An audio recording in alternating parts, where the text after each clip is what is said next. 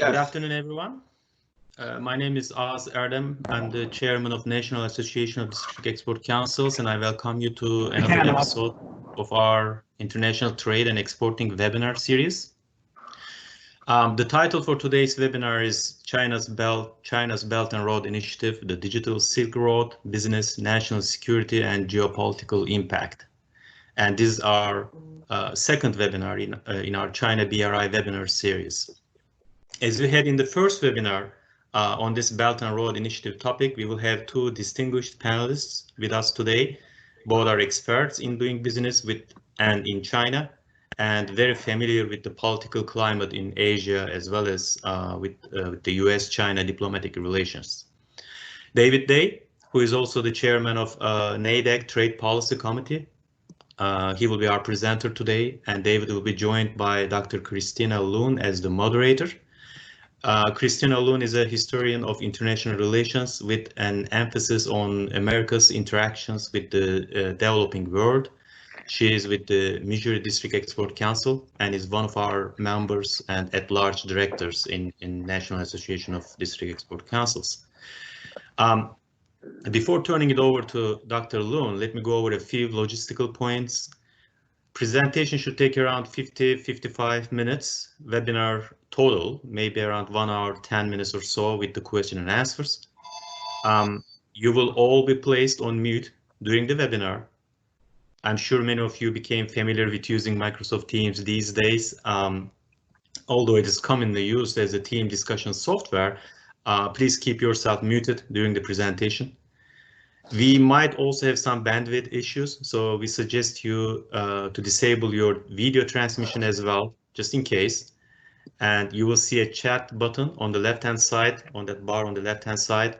You may use that chat window for your questions, and we will try to address your questions right after the presentation. Also, be reminded that this session will be recorded, and we plan to share the link to the share the link with the webinar attendees. David and Christina, thank you for your support and exporting community. Dr. Loon, when you're ready, you may begin. Thank you, Oz. Can everyone hear me? Yes. Great, thank you. We can. Thanks so much, everyone, for joining us today in our second in a series on the Belt and Road Initiative. Our very important second session on the digital Silk Road, which for many of us who have really kind of dug into this, we believe that this is really probably the most important element of it. And as David will get into this, you're going to understand why. As Oz said, David is co-chair of the Trade Policy Committee of the National DEC, and he's one of our DEC directors from the Pacific South region of the United States. And he has many interests in Asia, including China, and so is kind of on the forefront in many ways of the interactions of companies that are dealing with these issues.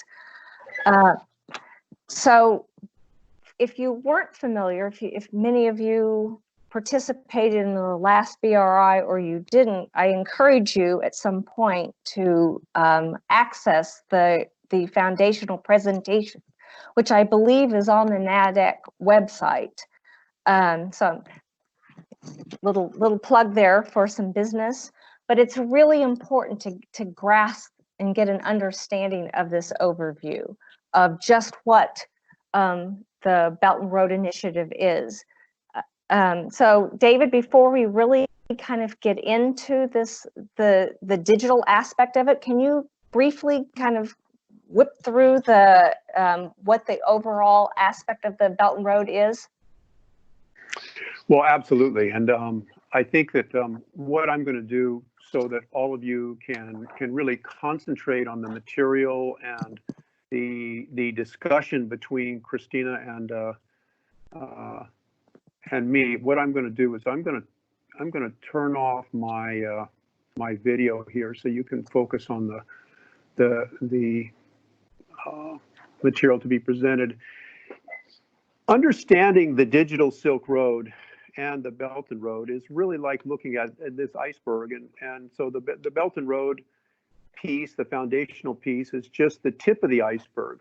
And it's difficult to understand thoroughly the digital side, the dangerous side, which is below the waterline, unless you really absorb the tip of the iceberg. You understand that. So I'm only going to hit about 10–15% of what we covered before. And I would encourage you to, if you're new to this BRI series, go back and pick up the prior program, because you really do need this this foundational piece. So understanding what the Belt and Road is, basically, it started out, and this is kind of the PR marketing piece, as a $1+ trillion plan, which was originally touted as the ultimate in globalization. It was a cooperative effort to connect countries both physically and digitally, and spans now some 100+ countries. I think the precise number is 152 at the moment, and that's going to change later on this year. 152 countries. Now, two things here which are really important that you understand, that the Belt and Road Initiative, the big picture is that this massive plan is baked into the cake, the business model for China for the next several decades. And you can see there that it was a cornerstone of the 13th five-year plan. It's in the Constitution of the Communist Party, and it's part of the national constitution of China. And so here's the point. It is burned into the hard drive of the Communist Party, and it's not going away, and it's built on the old notion that you've probably seen somewhere, of where it harkens back to the ancient times of China, where the emperor had all these countries paying tribute to it. And so you've got a maritime Silk Road and an overland Silk Road piece to it. And these all go back to really, the start was about 100 BC with the Han Dynasty, and then you know about Marco Polo with the Silk Roads, and the sea trading routes of the great Chinese Admiral Zheng He. And so the concept here is to put this massive plan together, and of course it's mostly developed countries, but you've got to understand the strategic rationale behind the Belt and Road. And so the objective, or the stated one, was to foster investment. And so you get this global development in both digital and hard infrastructure, which essentially, kind of like Captain Ahab, it lashes the participants to Beijing in all kinds of ways.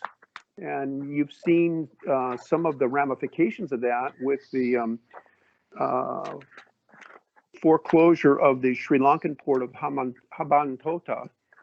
But it's the unstated objectives that we really want you to focus on. And the one that's really not widely understood is that the Belt and Road is really let me put it this way. The investment side and the development side of these various countries is kind of like the tissue paper around the package. And inside the package, the reason for doing it is you've got this drive to really control global governance and establish enormous geopolitical influence, which is already in place. And we'll talk about that a little bit later. But you've got the strategic and military options, strategic control. And it does, the whole Belt and Road just keeps on with extending China's first phase of development, which is building infrastructure. It also has this very important issue of narrowing the diplomatic space for Taiwan. Well, the Belt and Road, the real picture of it is it swings across the Pacific, and these are just some of the Pacific Island nations that have joined the Belt and Road. You see in the center of your screen there, Samoa. Samoa has enormous Chinese investment, and they are doing massive upgrades to their international airport. They really don't have a whole lot of tourism there, and it makes you wonder why they would do that. Fiji, they're doing wharf and port development. But the newest one that's not on this map is Kiribati, which you may have seen in the news here just earlier last week. And the Pacific Island state of Kiribati has one of its islands, which is just 1,300 miles south of Honolulu. So that makes a security issue for national security very, very tense situation. If we go into the Caribbean, the Chinese state-owned companies control both ends of the Panama Canal. They have the ability to effectively shut it down if they wanted to. And a number of the Caribbean island countries. So if you're in the southeastern part of the United States and your business uses the Panama Canal, you've got a risk there. Then coming into Latin America, China has done a brilliant job of pulling the major countries of Latin America into its orbit, if you will. And the countries of Colombia and Argentina have announced that they're going to come on board the Belt and Road this year. Chile is already there. And I think we'll see Brazil is moving closer and closer to joining the Belt and Road.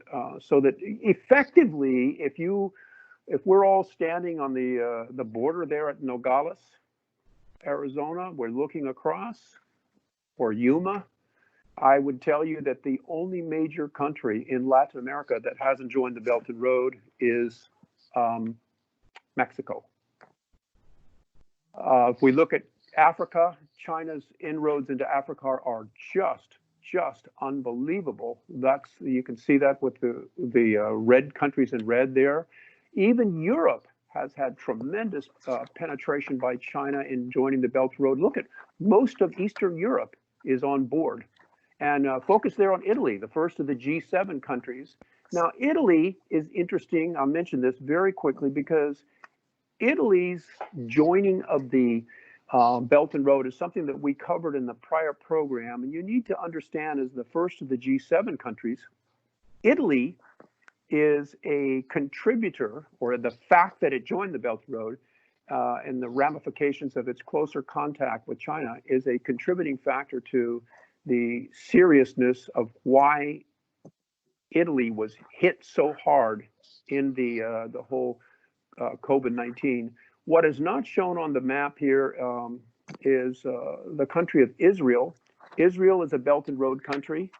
The Chinese state-owned company controls the important port of Haifa on the Mediterranean, where our 6th fleet comes for refueling and resupply. And China and Israel are doing a lot of technological exchanges, tech work, and China's state-owned companies are doing a lot of infrastructure building in Israel. So Israel is a very interesting contributor to this whole picture and is straining some of the relations with the United States there. There's also what's called an ice silk road, even up in the Arctic, and that ties China around through the Arctic to parts of Europe.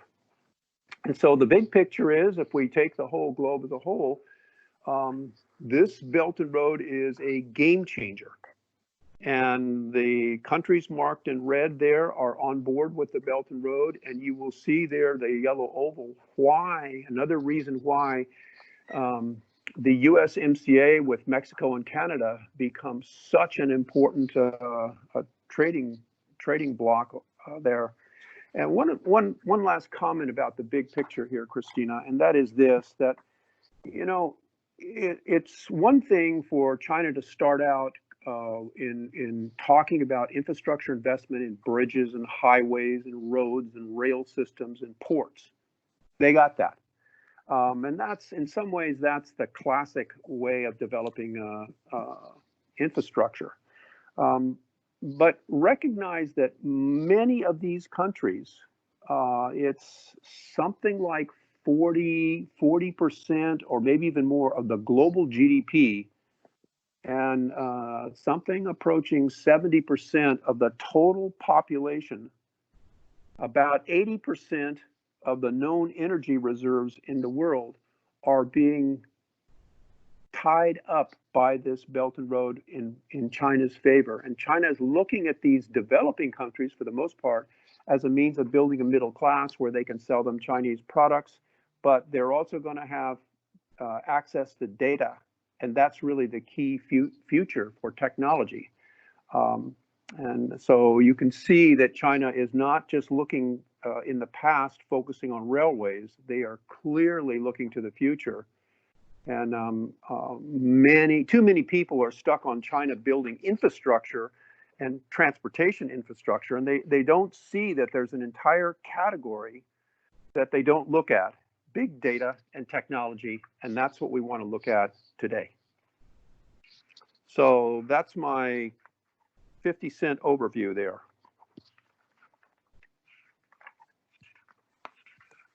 Thanks, David. Again, a shameless promotion for those of you who have not seen the foundational presentation to at some point access it on the NADEC website. So if you could see my file here, David, you would on China BRI, but particularly my growing file on the Silk Road aspect of this. Virtually all of the articles, whether they're by experts in think tanks or whomever, see the Silk Road as where this confrontation that's coming is going to play out. And they all speak to some aspect of the insidious nature of the digital Silk Road. How, in your work, as you've kind of tackled this, how do you see that? You know, can you kind of explain how this looks and how this works? Okay, well, here's where we have to start. We have to answer that question, Christina, you've got to really appreciate what does the China business model look like? And if you don't understand this, then you miss the important point that you just made as to how insidious this is. And so there is a piece of this business model that is very, very, very different than that of the Western countries. And that's because it's a fusion of the government, the military, the state-owned enterprises, the intelligence, and the civilian sectors into a really cohesive team. You have got to understand this. And so this picture here, the triangle on the right side of the slide there, is to show you this, the setup, the connection that this critically important state-owned assets supervision and administration commission, or SASAC, has in terms of the magnitude of its control over the business community, because there are some 97, and I have 95 of them, I'll show you later, massive conglomerates that it owns and operates. And these are conglomerates that each have, some of them have hundreds of companies in every sector of the economy. They're all over the world. And this red arrow here is very important that you see this, that an organization called the People's Armed Police, PAP, is a stakeholder in this state-owned assets and supervision administration commission.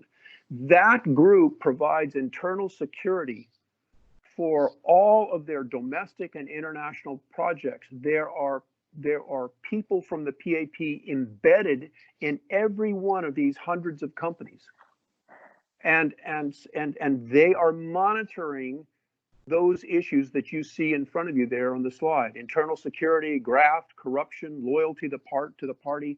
And Huawei, you see all this information that Huawei is a private company, which is absolutely not true. Huawei has PAP officials embedded in its company all over the world. So that's an important intelligence gathering and security piece, the way that they operate. So you have you have to understand that this business model is a highly coordinated piece. And so the internal security of all management and operations of all the key gateway companies like Huawei are controlled and managed by this People's Armed Police group. So that's the business model. That's the same business model whether we're talking about hard infrastructure or digital infrastructure.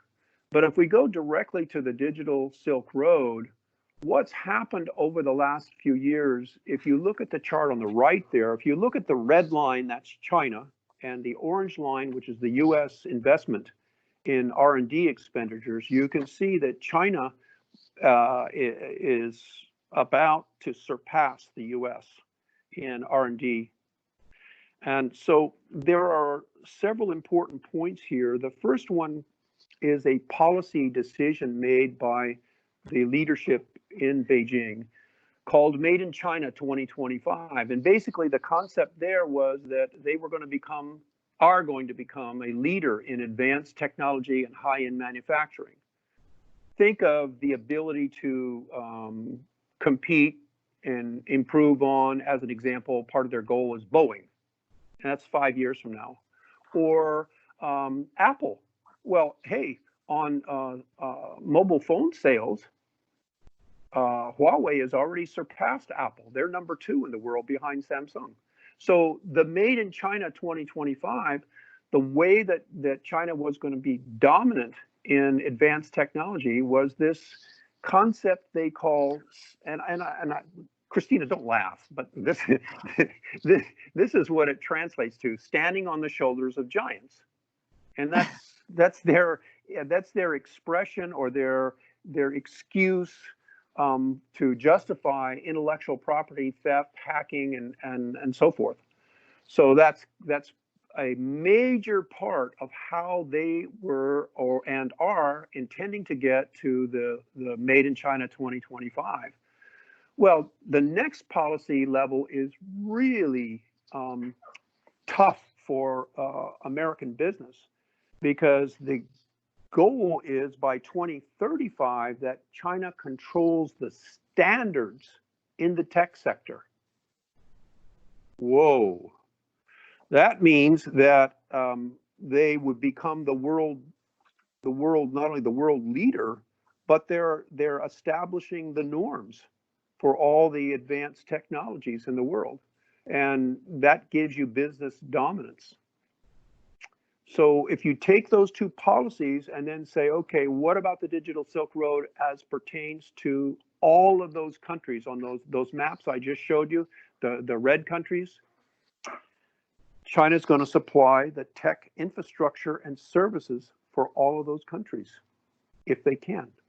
And that means the internet, the telecom backbone, and they're gonna have all the equipment, and it's all going to be stored. The information from those countries will be stored on servers at data farms in the PRC.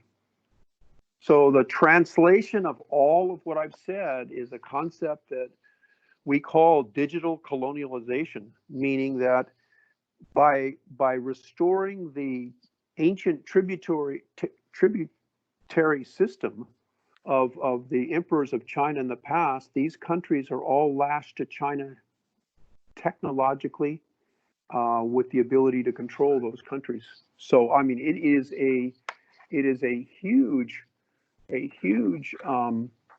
control, and it's very, very insidious, to use your term, which I think is precisely correct.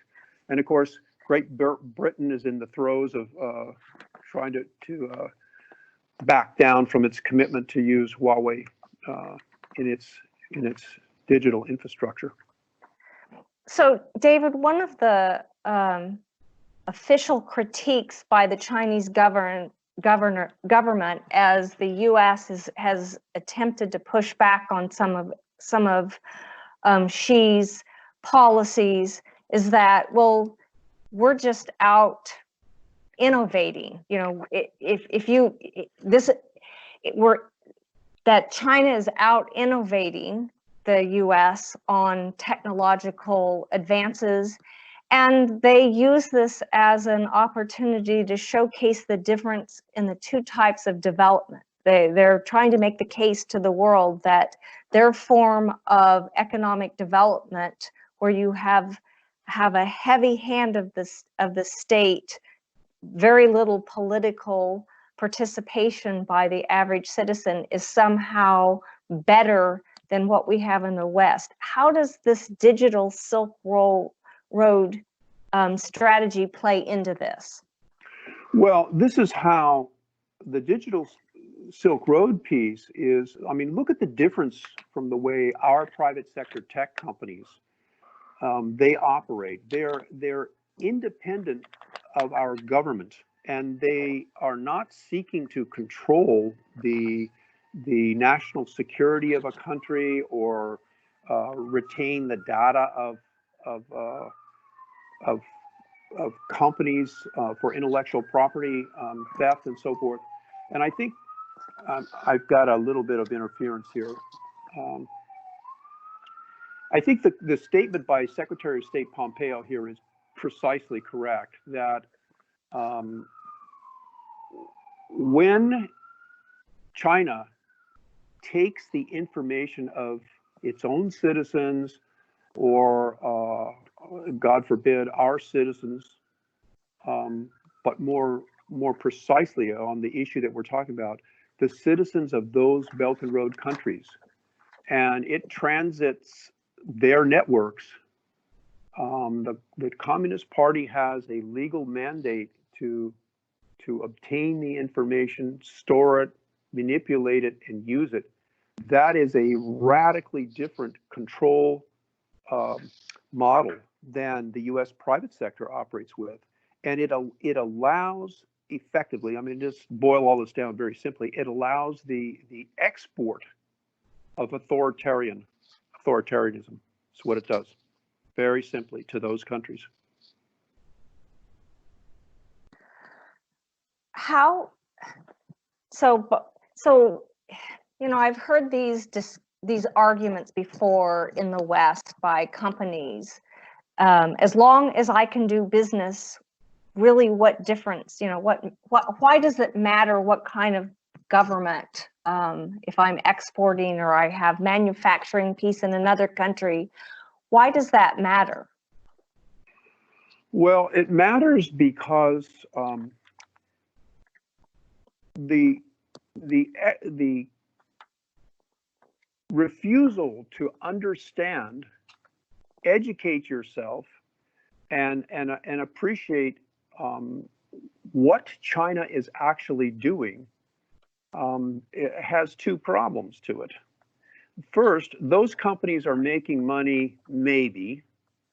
They can't, for generally speaking, move their profits out of China. And they operate at the whim of the Communist Party, meaning they're in the country, they're doing business, and when China has a competitor developed, they're going to be eliminated, very simply.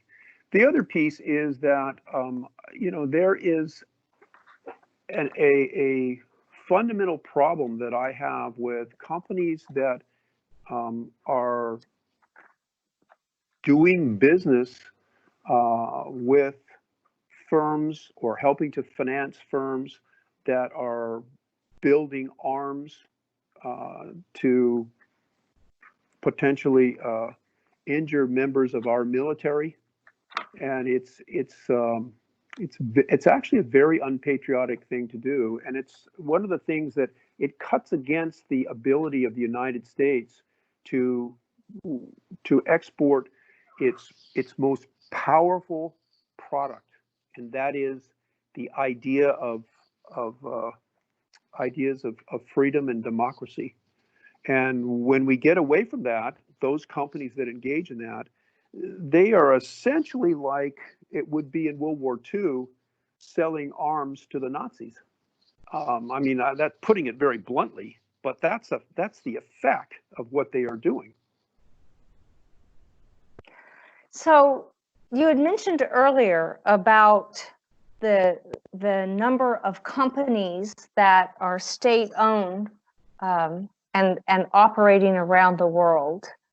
Can you elaborate on that and the role that they're playing? Well, I guess yes, and the answer to what you're talking about there is to really understand the how China plans to really surpass the U.S. in digital technology, and what is the firepower that they are putting into the field, and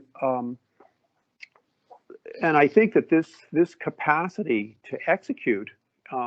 You'll see on the right side of your screen 95 of the 97 giant conglomerates, which the SASAC operates. And an example, number 4 there, AVIC. This one conglomerate does all kinds of military hardware.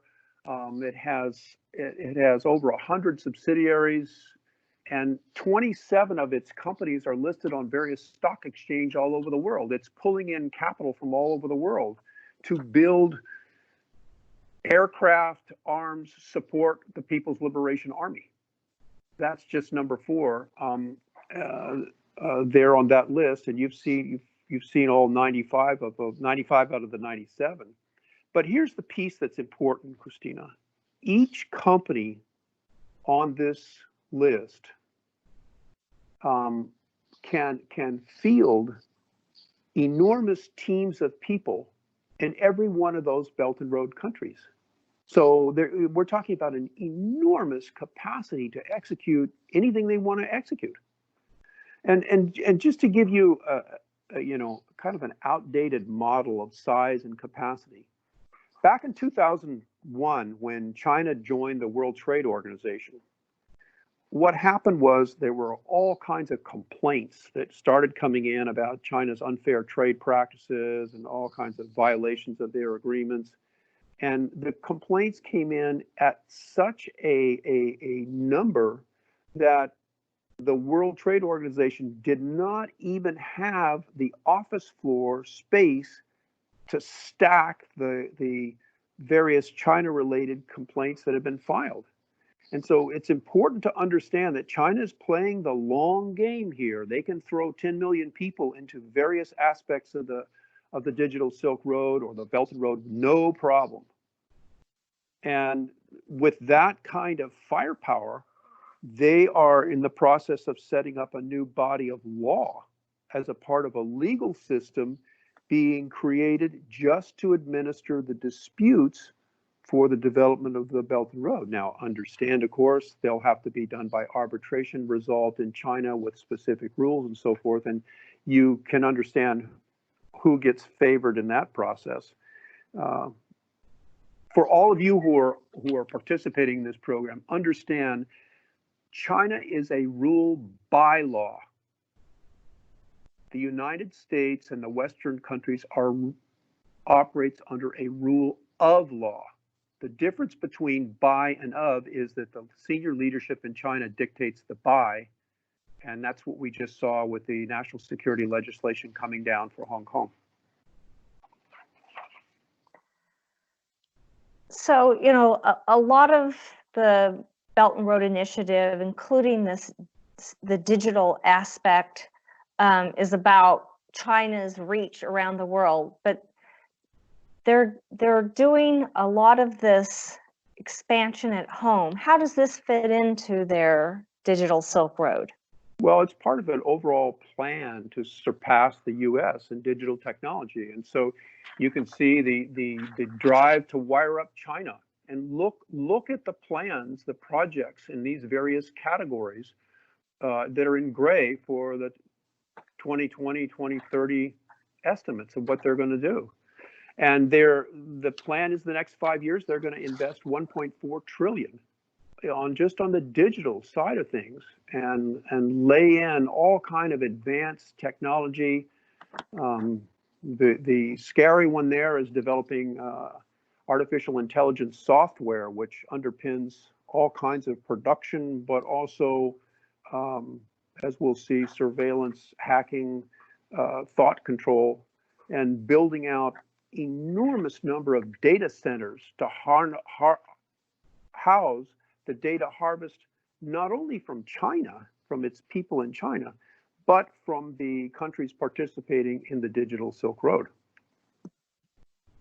You know, you can't talk about the digital world without talking about big data. What role does that play in their strategy? Well, let's take a look at that. I mean, I think in the many data centers that are being built in China to house all this information.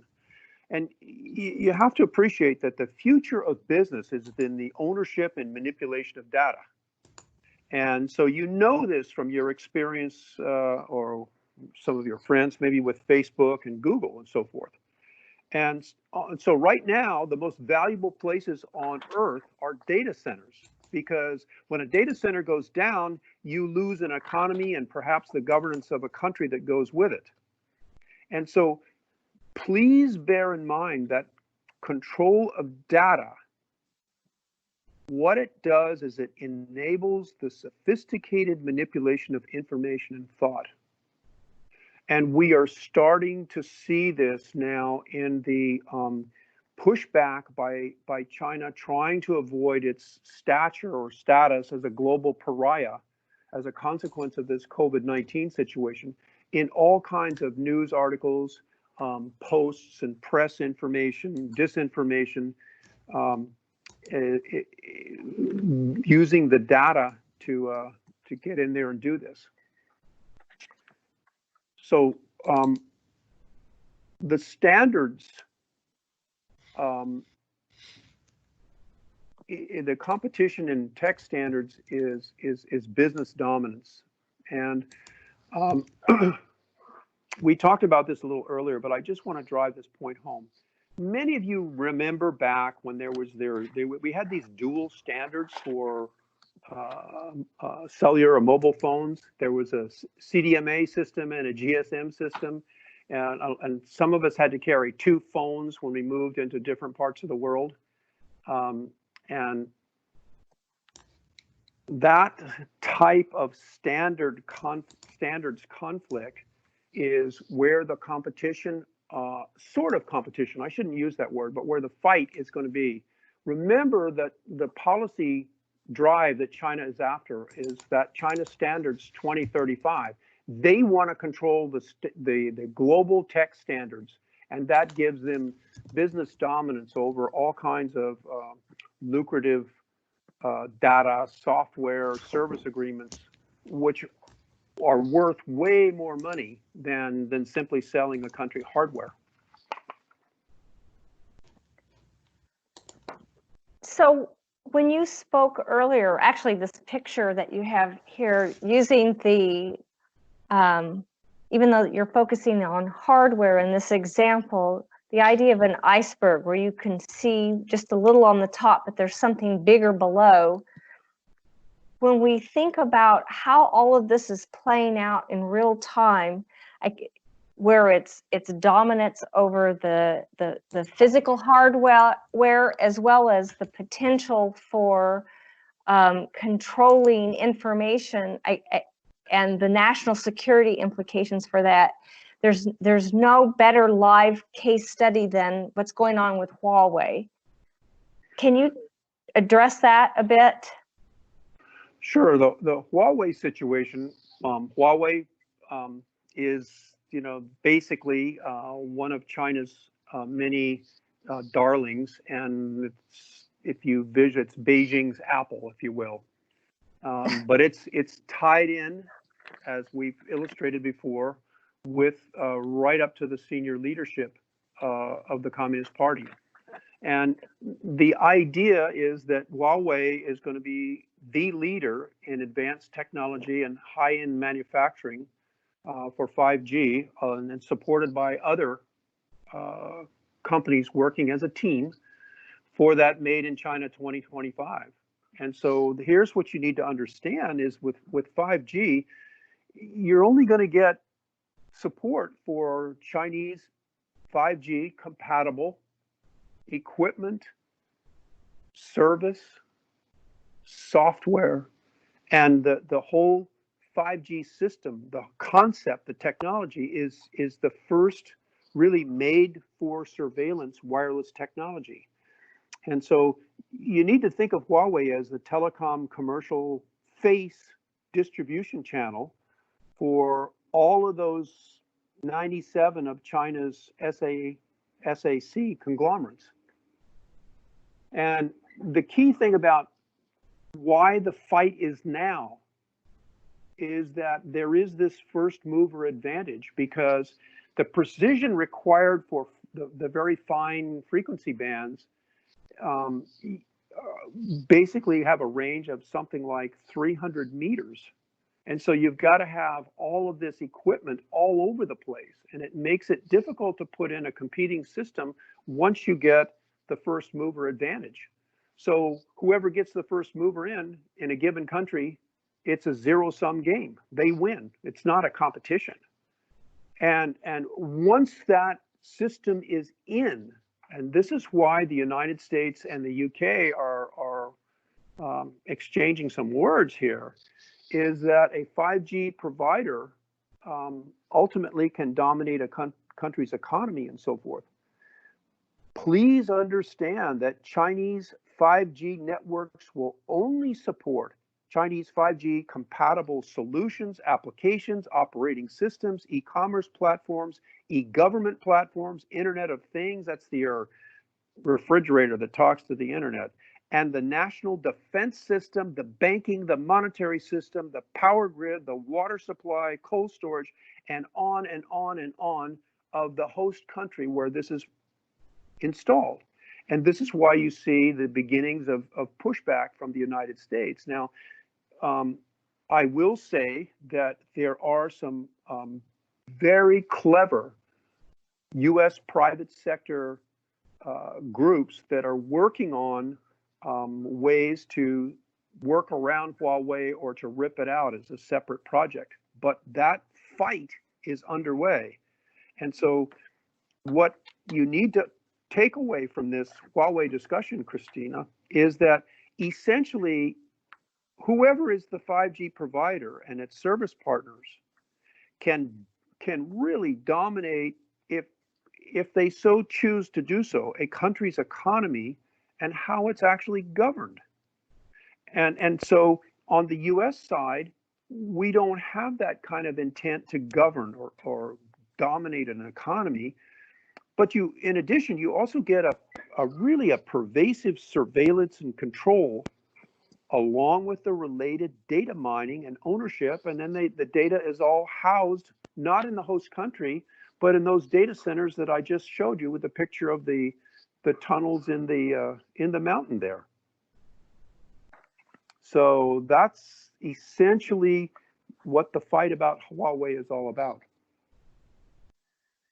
So for the national security types who of course are concerned about economic competition, but also about some of these other really important issues such as surveillance, if Huawei wins, if China wins and their technology dominates around the world, then what does this, taking it to this next level, what does that mean in terms of surveillance? Well, I think that one of the things that's important to understand is if that were to happen, and if the Huawei, for instance, had control of our own internal 5G system within the United States, they would be able to do a lot of control and damage and hacking with our military. By the way, the picture you see on your screen is the PLA Unit 6139, and that's their hacking team that works regularly at trying to get in on the U.S. and other systems around the world. And you probably just saw on news this morning that they're attempting to get into the U.S. research companies on the COVID-19 work. But the surveillance issue, there are two kinds of surveillance. One is the old-fashioned, the spying situation, who you talk to, where you went, so forth. That's the spying side. The other one is the surveillance for data mining. And with data mining, you can manipulate the data for all kinds of business advantages. Most of you on this, you know about the special risks that hacking poses. The artificial intelligence side of this thing is a really insidious situation, because while today's heavy censorship allows the Communist Party to prohibit certain types of discussion, it can't actively promote the party's values. And so what AI is going to do is to preemptively identify and address emerging crises in public opinion, push out government messaging before unapproved narratives go viral. And as in every communication revolution, propaganda is going to evolve, and is conceived by the Communist Party. The processors and algorithms will form the foundation of the next generation of thought or influence control, and that's a really insidious piece of the development of artificial intelligence as applied to digital colonialization and electronic control. So how has the U.S. responded so far to the digital Silk Road? Well, the pushback from the United States has been in a lot of areas. The first one, of course, is to use the private sector. We've seen this trade war. The new BUILD Act has come into place to provide some financing, hopefully. And there have been some legal changes to the ability of China to come in and capture American companies with technologies, and or American companies to export critical technology or foundational technology out. New executive order that has to do with telecommunications field and parts to try to slow Huawei down. But I think all of us have to appreciate the U.S. response is a work in progress, and what I see is it's a starter kit getting started so far. There's going to be more to come, and probably before the end of this week there'll be another developments come out. And but in addition to sanctioning companies like the telecommunications giant Huawei, the U.S. has imposed, as some of you have seen, restrictions on Huawei to prevent U.S. semiconductors from assisting in Chinese electronic spying. And there are a number of media outlets that have been kicked out of the country, and some just pulling of the ability of the federal retirement funds to be invested in some of the Chinese companies. So that this whole topic of the U.S. pushback, it's there, it's very complex, and would be the subject, I think, Christina, of a whole new program to talk about all the ins and outs of this. But I think everybody has kind of a general picture now that we as a country are not just sitting around on our hands letting this happen. So it's although I will say we are coming to the game way too late. So it's impossible today to not think in terms of what has the coronavirus done to or what's the impact on China and their ability to move forward with their BRI in general and the digital Silk Road in particular. Well, I think here what's important to understand is that China, in all kinds of fronts, if you look at the global picture, is really aggressively pushing forward. We've seen the border fight in the Galwan Valley in India, all kinds of movement in the South China Sea, and the fight over the extradition for Ming Wanzhou, and the pushback against the origin of the COVID-19 virus. But the virus provides enormous economic leverage for China. And many of these countries have had or most of them had, globally, have had their economy shut down. So they're in a big debt problem. And so while we are going to see cancellations or modifications of existing projects, I think that this coronavirus is going to be an acceleration of the Belt and Road. And then this is what we're witnessing now, because think about it. An enhanced Chinese economy is really going to permit China to create and buy all kinds of products in countries that have been really economically smashed by COVID-19.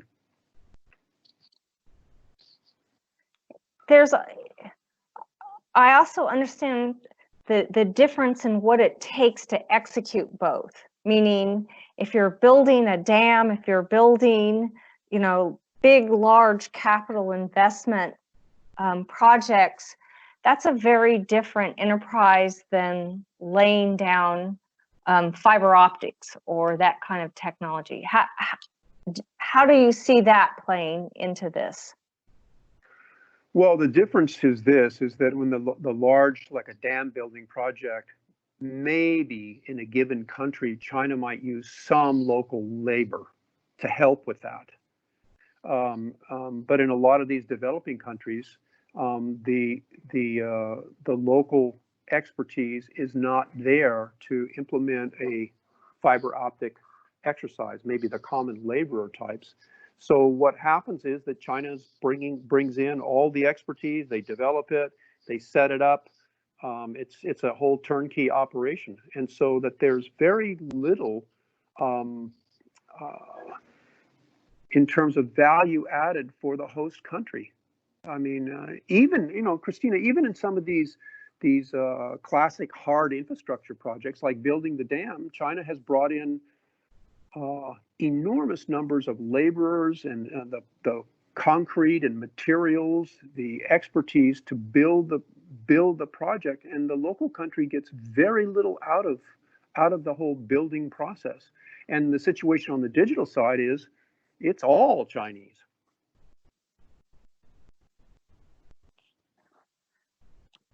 So I've lost you. Okay, well, here's the bottom line. I don't think China has way too much face invested in this whole Belt and Road, this digital Silk Road. It's not going away. And so for everyone who's on this program, your grandchildren's grandchildren are going to be dealing with the ramifications of this on the digital side. And if you remember that map, that global map that had all the countries in red, some of you are going to be foreclosed from doing any significant business in a number of those countries as China develops control over the internet, over the telecommunications, the digital infrastructure of those companies. You won't be able to, number one, participate, unless it's the example I mentioned earlier of ripping it out. You won't be able to participate because it's going to be Chinese software, Chinese standards, Chinese companies. And you'll have a huge risk of doing business in that company because of the surveillance hacking back into your own company, exposing your own company's privacy, data, intellectual property, strategic planning, and so forth. So that's the way I see it. Kind of one final, as we wrap this up, mindful of everyone's time and really wanting to get in, make sure we have an opportunity to answer any questions. I know that how you ended the original webinar and now this one is, focused on, okay, this isn't going away. China has invested too much in it, and asking questions, like basically posing, what can we do? How should we be responding? And as you've noted, a number of the Western democracies have kind of been slow to address this.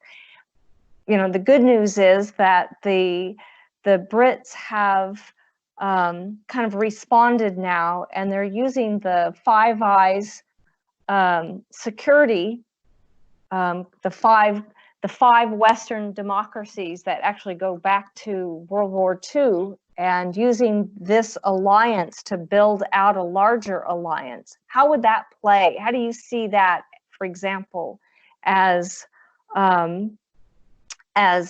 beginning to address this? Well, the pushback that's needed against the whole Belt and Road, the digital Silk Road, as all of you can see from this program, we as a country are up against an enormous threat. And it's going to take more than just the United States private sector to effectively push back. And so the team building with our allies is critical. But I think that one of the things that we all need to bear in mind in these various countries, not all, but in most of them, one of the most powerful products that we have are our principles, and we need to lead with our principles and asserting the legitimacy of the four key freedoms that Roosevelt talked about: of freedom of speech and so forth, freedom from fear. The United States needs to really push this, and to do it multilaterally with that Five Eyes group, I think it's very powerful. And this means withholding access to our society and our economy when there are those who abuse that. And I think that by leading with principles, we'll reunite some of the free market principles and democratic norms. But there's some other pieces to this response that what has to be done is that I think our military superiority has got to be reestablished. We've got to stay in ahead of these cyber and other threats, and we have to take care of our fiscal future, and we have to really organize as a country to compete. I mean, you can't just have everybody running around like herding cats, as an example. We've got to have a 21st century government which is fully enmeshed in the information and digital age. And that government has got to support and protect our private sector innovation at Christina, at all costs. It has to be capable of detecting the digital theft, piracy, all kinds of financial abuse, valuation fraud. And this is what needs to happen. Our government has to work a lot closer with the private sector to really ensure the economic strength or vitality, as well as the security of our entire industrial base, particularly our tech sector. And there are some other things that we can talk about later, but I think that that's enough to chew on for now. Well, thank you, David. I apologize to everyone about some of our technical issues here. David, you want to wrap up very quickly? Again, mindful of time. Okay, are we going to go for a few more minutes to 15 after the hour, or you want to wrap up now?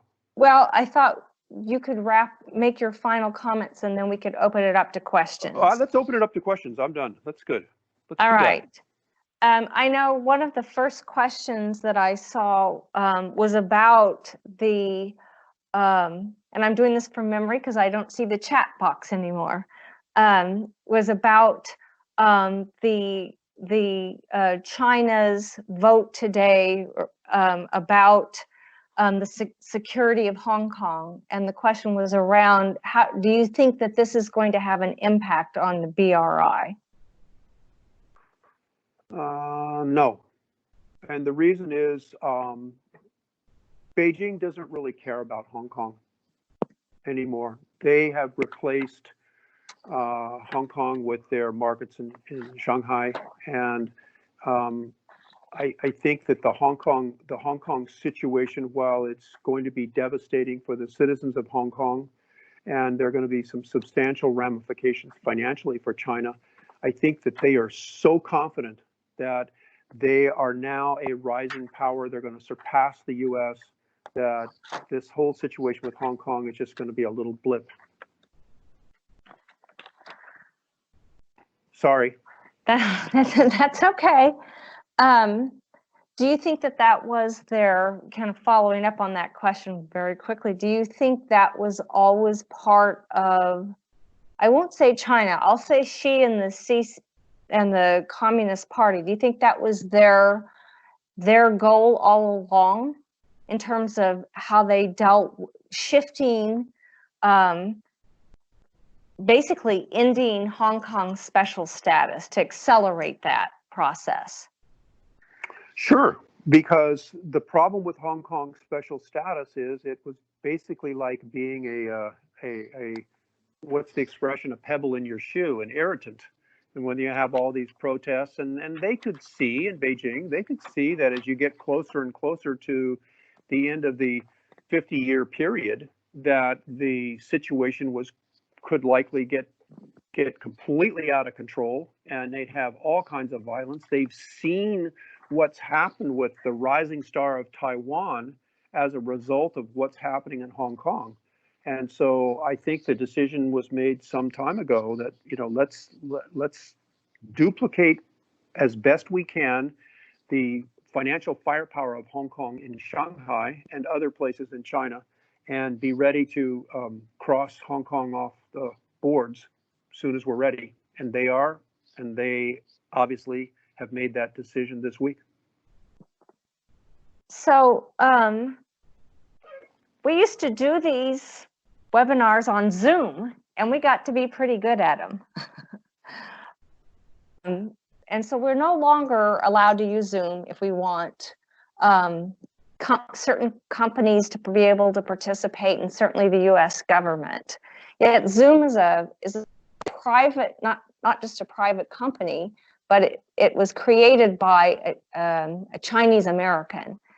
So why has Zoom? I mean, the person's name has lost me, but he quickly addressed a lot of the issues with security, and yet there are still lots of concerns. How does a company like that fit into this kind of battle between what China's reach and someone who has come to the U.S. and become a citizen and has invested themselves in this entire entrepreneurial activity of creating a company like Zoom? Well, there are two parts to this answer, Christina. The first part is that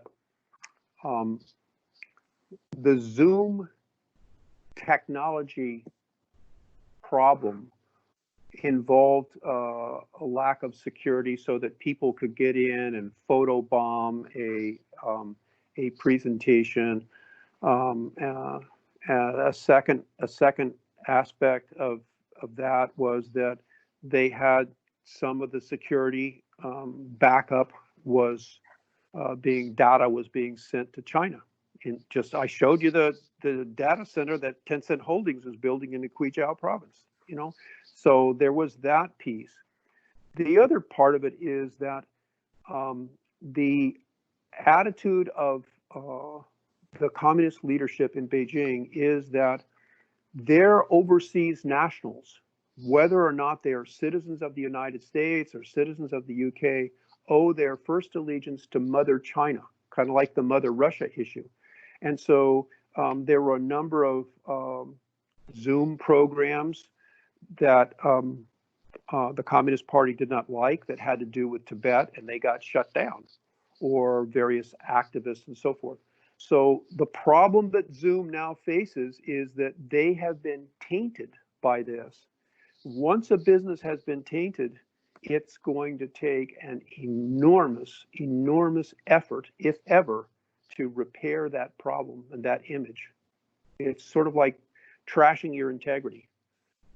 So I don't know if Zoom will ever recover from this, nor other companies, other American firms that are doing business with China. They may find that it's a lot more difficult than they think.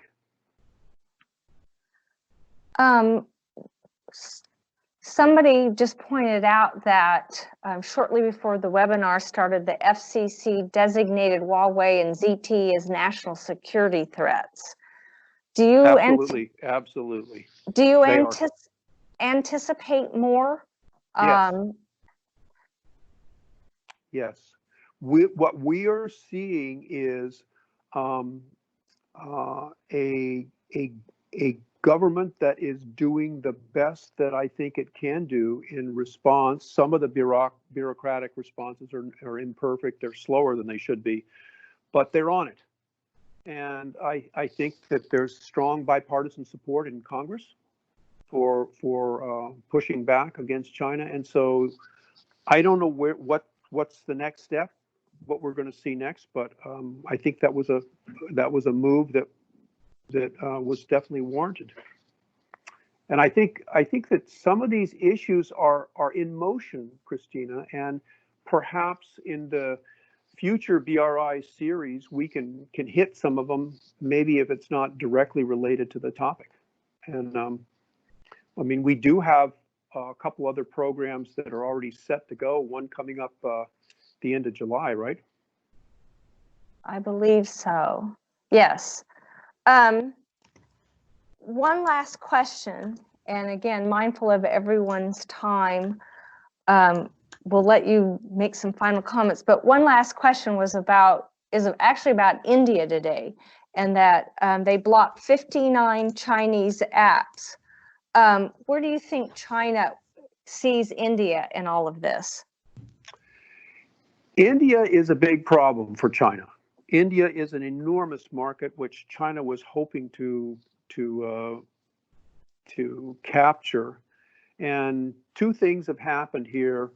One is the COVID-19 moves by China, or lack thereof, and the other is this recent border fight that was very serious in the Galwan Valley, where some 23 Indian soldiers were killed in essentially medieval hand-to-hand combat, and I'm not sure of the numbers of the PLA soldiers that were killed, but something like maybe 40 or so. So the Indians stood their ground, but they are very concerned about a border situation developing. So what's happened is that a lot of heads have been spun around in India about this whole situation with the Belt and Road, the Digital Silk Road, and the geopolitical situation. And I think that I've seen some propaganda coming out of Beijing where they are trying to convince the population in India that the United States will never come to their rescue, will not be a good ally. But obviously there's a concern in Beijing that India has taken two giant steps towards the United States, which from our perspective is a good thing. So one final question, and you can use it to make your final comments, and that is, what can we do to combat VRI? Well, we've talked a little bit about that, but there are some, there are a number of specific things that we number one have got to regulate the implementation of 5G to really comply with strict national security standards here in the United States, because we have got to have a secure information network capable of encrypting all communications. And I would expand that implementation requirement to our 5I allies for starters, and that's part of the big push working with the United Kingdom right now. We need to also, I think, second thing is to really incentivize the U.S. internal investment in our own manufacturing and infrastructure here in the U.S. And this can be done in a lot of different ways, but maybe what we need to do is think about establishing something like a national infrastructure bank, which offers tax breaks and it backs industrial and infrastructure bonds and makes tariffs for rule breakers and unfair traders just permanent. we need to also maybe think about creating a government agency to specifically inform the civilian population, Christina, the business population, and our allies about threats that China poses to our democracy and basic freedoms. We can't have this voice of America controlled by the State Department, because that gets interfered with by the diplomats. It needs to be independent agency like the old U.S. Information Agency. And the last point I would make is we've got to redefine our relationship with the developing nations around the globe. And we need to do this for long-term collaborative engagement to counter China's Belt and Road Initiative. And this means really reassert ourselves with regard to the various multilateral finance agencies like the World Bank and the International Monetary Fund to prevent China from using these agencies like the Asian Development Bank as their own private piggy bank. And anyway, there are a number of other things that we can talk about in a future program, but I think that hopefully that gets all of you thinking. And on a prior slide here, we ask you if you have some ideas, tools or policy ideas. How about send them to me, and we'll work them through the national deck and put it together. So that's it for me. Well, thank you, David, so much. You know, as usual, your work in putting this together is really helpful. And I encourage everyone who has ideas or thoughts to reach out to David or any of the national deck. And stay tuned for part 3 of this series. I'm not sure we have a date for it. I think it's going to be July 30th. It's what I understand. And correct. Yes. And it's going to be entitled China's BRI in the post-COVID-19 world. And we'll lay out in that program how exactly does the U.S. compete with China in this BRI. And we'll take this discussion that we've cut short here, and we'll want to look at the future trade relationship between China and the U.S. What's that going to be like? And then we'll try to focus in on what do U.S. firms do for supply chain reorganization, the concept of onshoring, diversification in new markets. And then we'll take a step into the U.S., Mexico, Canada Free Trade Agreement, and how does that fit into this whole picture? That'll be coming in a month. So hopefully we'll see all of you then. All right. So, well, once again, many thanks, David and Christina, for your time and for supporting DEC members and exporting community. Please note that you'll be receiving the slide deck of this presentation in email. And as David said, we'll continue to cover hot topics in exporting and in this, in international trade in coming months. We have several things up in the queue. If you did not already sign up for our newsletter, please go ahead and sign up at the usaexporter.org. That's our website. Again, it is usaexporter.org. And this concludes our webinar program today. And until our next webinar, stay safe and have a wonderful day.